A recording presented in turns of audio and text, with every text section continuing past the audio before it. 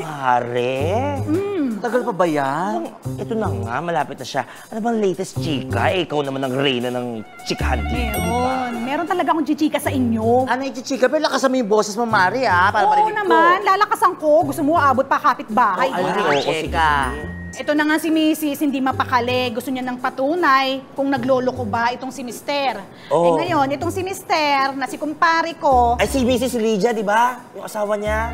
ano nalaman ng pangalan? Hindi ko pa... Kapitbahay natin, di ba, sabi niyo? May andong ka? Oo, di ba si Lydia? Wala ka. Sumunod ka na, Lydia. Oo, sige na.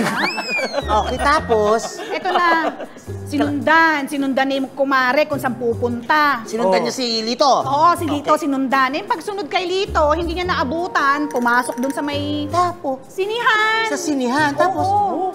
Eh, tapos gusto niya kasing malaman kung confirm talaga na nambababae ba. O, ano na nakita? Nahuli! Nahuli. Nahuli!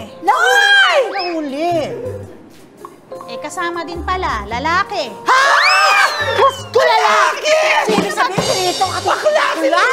Ano ba yan? Oo eh, bakla nga. Diyos ko, Hindi alam, matagal na pala. nakakatakot naman pala yung mga nangyayari na Oo, naman si ganyan. Lydia. Ano sabi ni Lydia? Eh, paano nangyari yun? Saan pa talaga ako titingin sa inyo? Si Lydia muna. Ano nangyari kay Lydia?